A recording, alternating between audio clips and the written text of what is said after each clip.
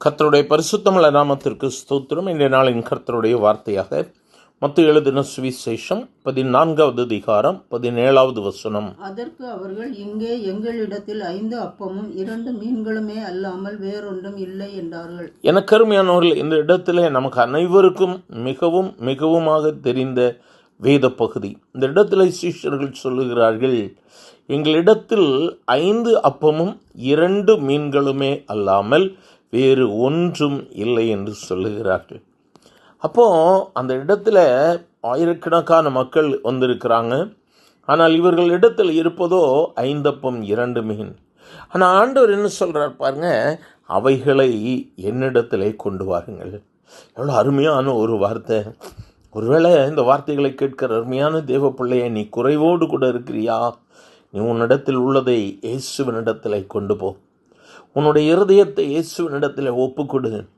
குறைவுகளை இயேசுவினிடத்தில் அர்ப்பணித்து பார், நீ நிறைவுகளை காண்பாய். அதற்கு பின்பதாக உள்ள வசனம் எல்லாத்தையும் நமக்கு தெரியும். எல்லாரும் சாப்பிட்டு திருப்தி அடைந்தார்கள். மீதியான துணிக்கைகளை 12 கூடை நிறைய எடுத்தார்கள்.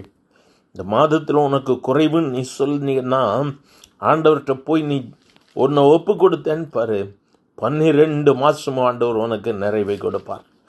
எல்லாரும் சாப்பிட்டு திருப்தி அடைந்தார்கள். மீதியான துணிக்கைகள் 12 கூடை நிறைய.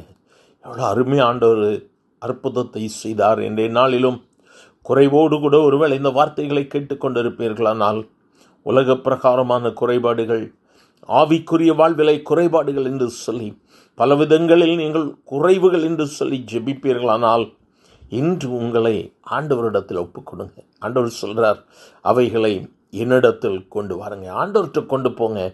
ஆண்டவர் உங்கள் இருதயத்தில் பேசுவார். ஆண்டவரோடு கூட இடைப்படுங்க. ஆண்டவரிடத்தில் அர்ப்பணித்து பாருங்க. ஆண்டவர் பணத்தை கேட்கல, உங்கள் இருதயத்தை கேட்கிறார்.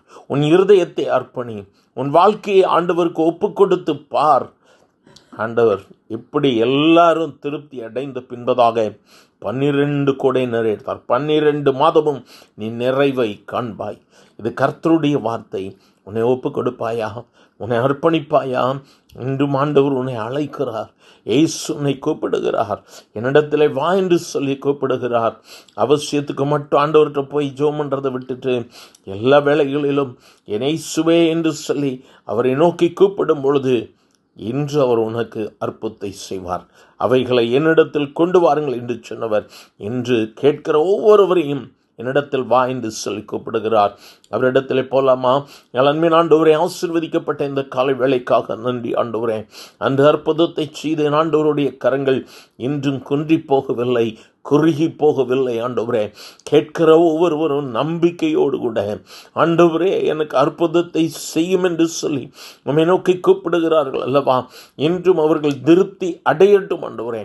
மீதியானவைகளை எடுக்கும்படியாக ஆண்டவர் இந்த வருடம் முழுவதும் உதவி செய்யும்.